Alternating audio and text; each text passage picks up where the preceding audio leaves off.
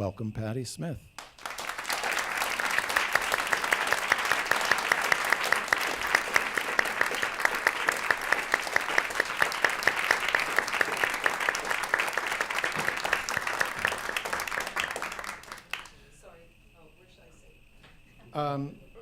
Right here. Hi. Welcome back.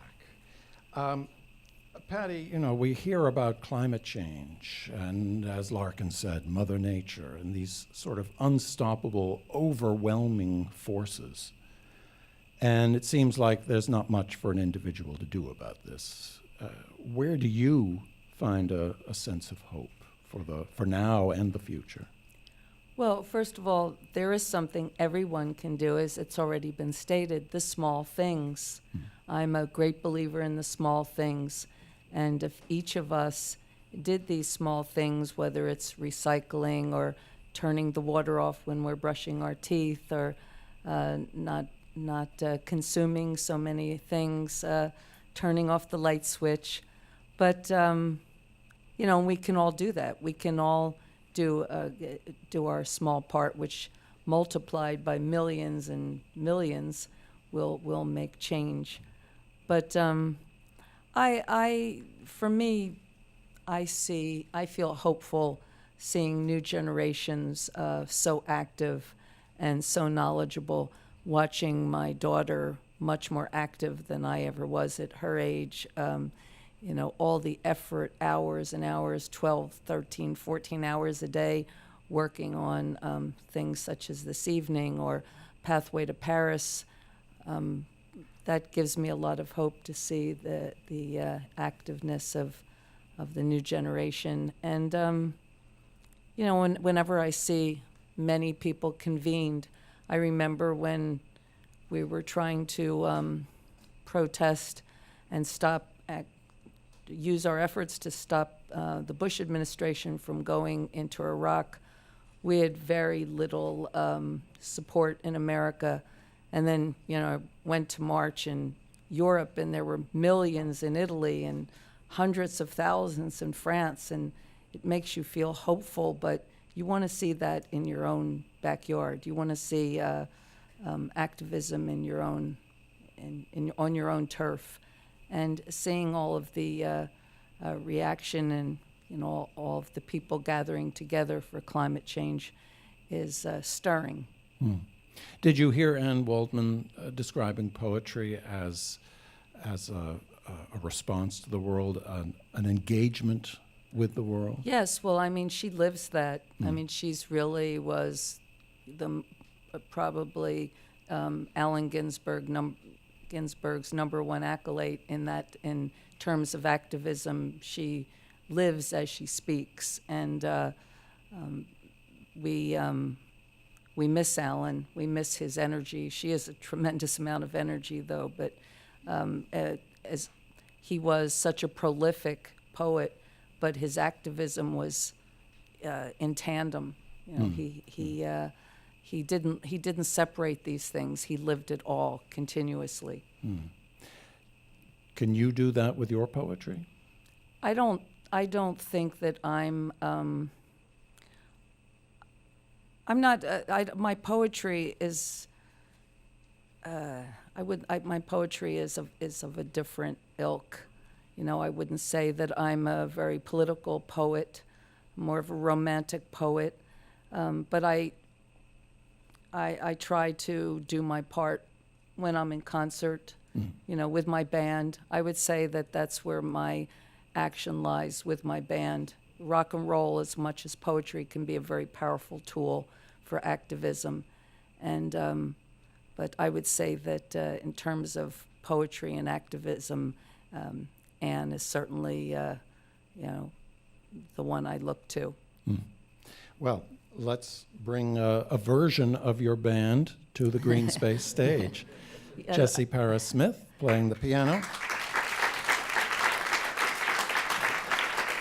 And do we have Tony Shanahan? Tony Shanahan. Tony Shanahan is my bass player, and he's come in from Hoboken to be with us. And where is he? There he is. Okay. All right. Yeah. Hi, welcome. Thanks for coming.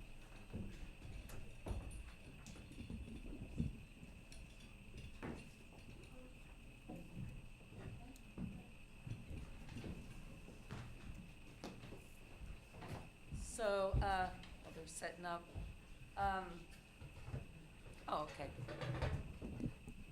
The first song that I'm going to do, actually, I wrote for Jessie when she was just a little thing. So it's very moving to play it with Jessie. I never even thought that one day this little song that I was writing for her we'd be doing together. So anyway, it's called Wing.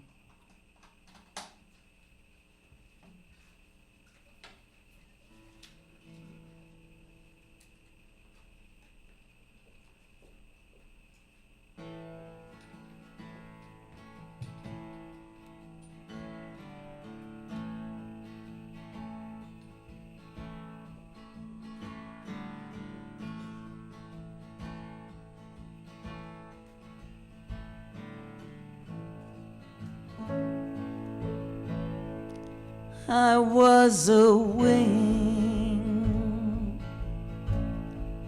in heaven blue, on the ocean, soared over Spain,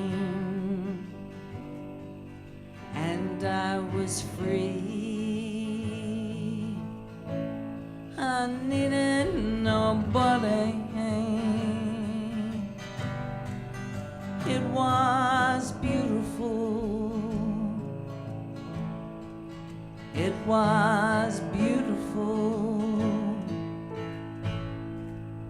I was a pawn. Couldn't make a move. Couldn't go nowhere, no future at all. Yet I was free. I needed nobody. It was beautiful. It was beautiful. And if there's one thing could do for you, you'd be a wing in heaven blue. I was a vision in another eye, and I saw nothing, no future at all. Yet I was free. I needed nobody. It was beautiful. It was beautiful. And if there's one thing could do for you, you'd be a wing in heaven blue.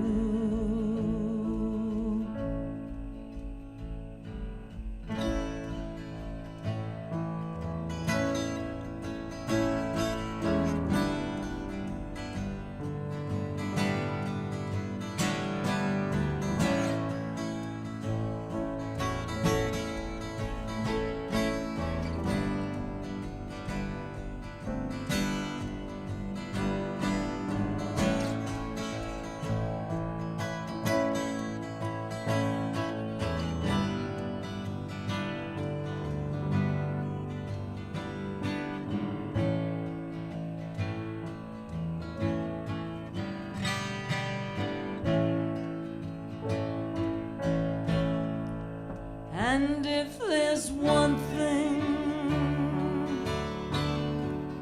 could do for you, you'd be a wing in heaven blue. And if there's one thing could do for you,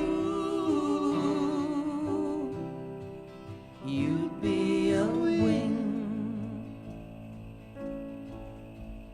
in heaven blue. Ah, ah, ah, ah.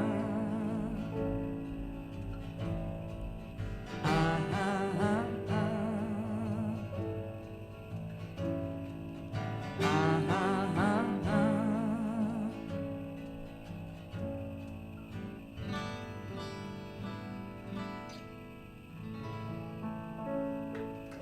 Thank you.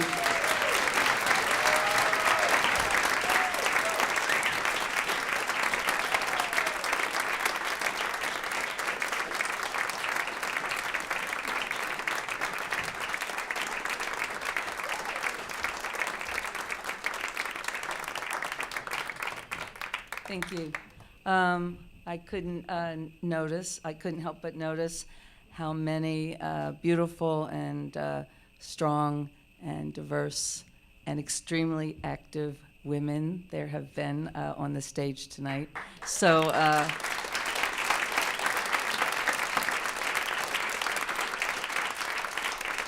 like to dedicate this song to them.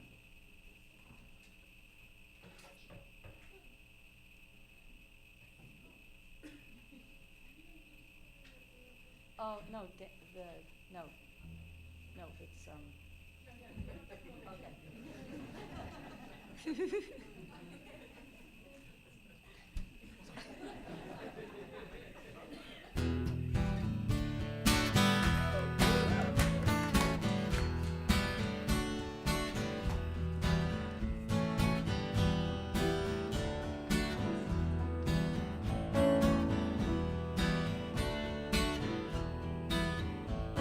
She is benediction. She is addicted to thee. She is the root connection, and she is connecting with thee. Here I go and I don't know why I spin so ceaselessly. Could it be he's taken over me?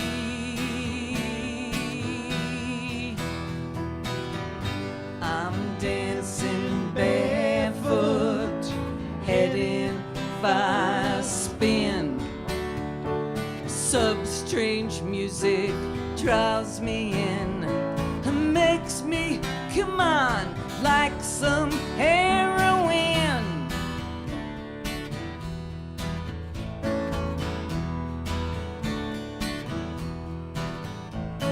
She is sublimation. She is the essence of thee. She is concentrating on thee, concentrating on she. Here I go and I don't know why I spin so ceaselessly. Could it be he's taken over me?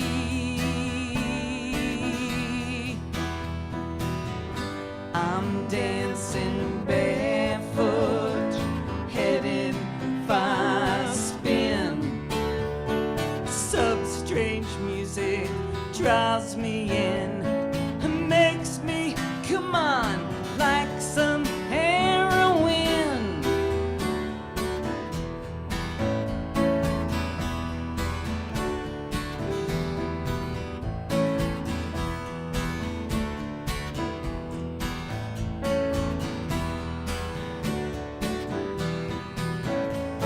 She has recreation. She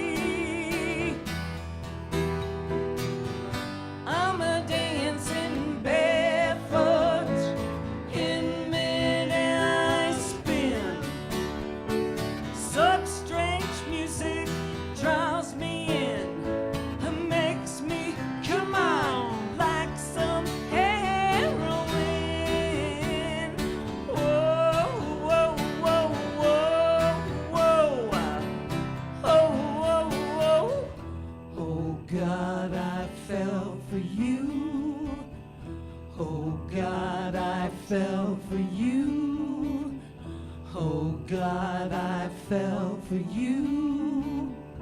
Oh God, I fell for you. Oh God, I feel the fever. Oh God, I feel the pain. Oh God, forever after. Oh God, I'm back again. And oh God, I fell for you. Oh God, I fell for you. Oh God, I fell for you. Oh God, oh God, oh, oh, whoa, whoa.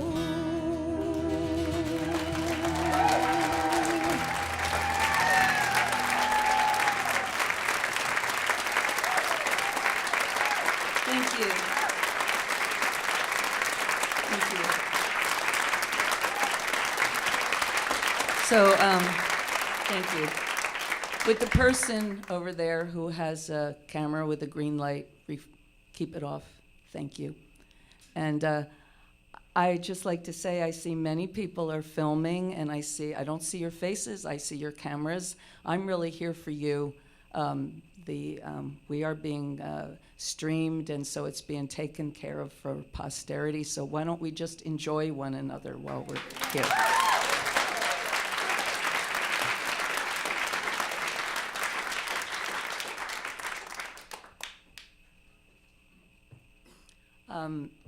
April 8th was the day. Allen Ginsberg passed away on April 5th. Sorry, I can't remember the year. Seems like he's always here. But we had a special ceremony for him on the 8th. I always think of this as Allen Ginsberg Week. And like to read a poem of his. And Allen was really, if one is going to talk about how an artist can make a difference, so many of our artists, from Joan Baez and so many of our Woody Guthrie, Pete Seeger, Neil Young, all of these people have written songs that have activated, have really rallied the people. And it's a beautiful thing when our artists and poets do this. But what, as Jesse was saying earlier, we can only be catalysts. What is really needed is the activism of the people, numbers, as Gandhi taught us. For only with our great numbers, not thousands, not hundreds of thousands, millions, hundreds of millions, that's how we make change. It's the people who make change. And Allen, this is one of the great lessons that he taught us. One individual is so valuable, but the best thing he can do is activate thousands, hundreds of thousands of individuals. So we all have to do our part. So this poem is called Sunflower Sutra by Allen Ginsberg.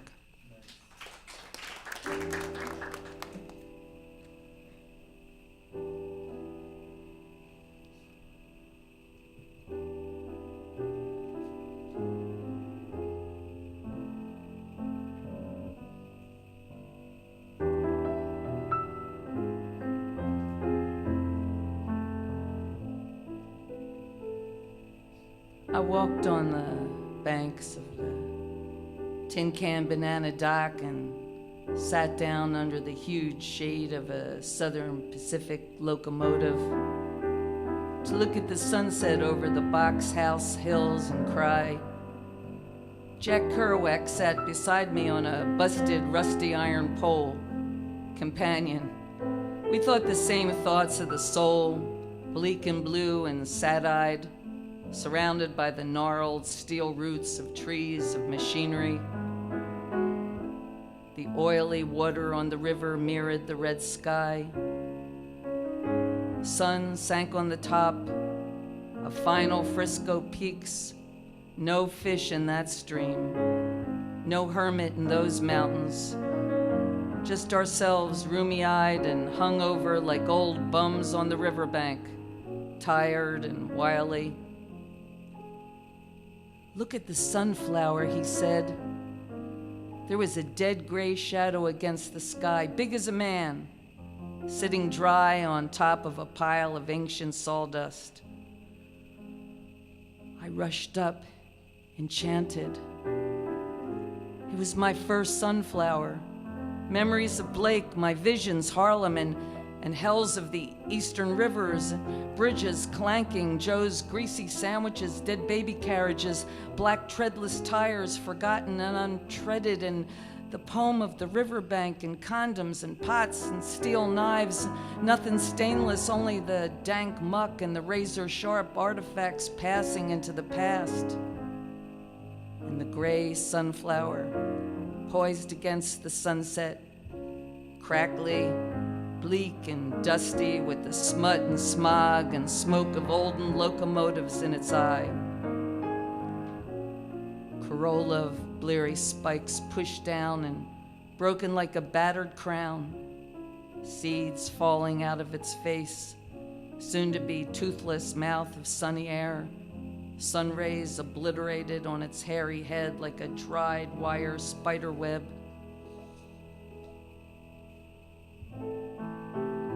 Leaves stuck out like arms out of the stem.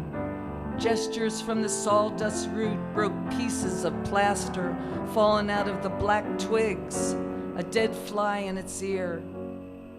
Unholy, battered old thing you were, my sunflower, oh my soul. I loved you then. The grime was no man's grime, but death and human locomotives. All that dress of dust, that veil of darkened railroad skin, that smog of cheek, that eyelid of black misery, that sooty hand, industrial, modern, all that civilization spotting your crazy golden crown. And those blear thoughts of death and dusty, loveless eyes and ends and withered roots below, in the home pile of sand and sawdust, rubber dollar bills, skin of machinery, the guts and innards of the weeping, coughing car, the empty, lonely tin cans with their rusty tongues lack, all these entangled in your mummied roots. And you there, standing before me in the sunset, all your glory in your form, a perfect beauty of a sunflower, a perfect, excellent, lovely sunflower existence, a sweet natural eye to the new hip moon, woke up alive and excited, grasping in the sunset shadow, sunrise, golden monthly breeze. How many flies buzzed around your innocent, you innocent of your grime, while you curse the heavens of the railroad and your flowered soul. Poor dead flower, when did you forget you were a flower? When did you look at your skin and decide you were an impotent, dirty old locomotive, or the ghost of a locomotive, the specter and shade of a once powerful, mad American locomotive? You were never no locomotive, sunflower. You were a sunflower. And you, locomotive, you are a locomotive. Forget me not. So I grabbed up the skeleton-thick sunflower and stuck it at my side like a scepter, and deliver my sermon to my soul, and Jack's soul too, and anyone who'll listen. We're not our skin of grime. We're not dread, bleak, dusty, imageless locomotives. We're golden sunflowers inside, blessed by our own seed and hairy, naked accomplishment, bodies growing into mad, black, formal sunflowers in the sunset, spied on by our own eyes under the shadow of the mad locomotive riverbank, sunset, fresco, hilly, tin can, evening sit-down vision.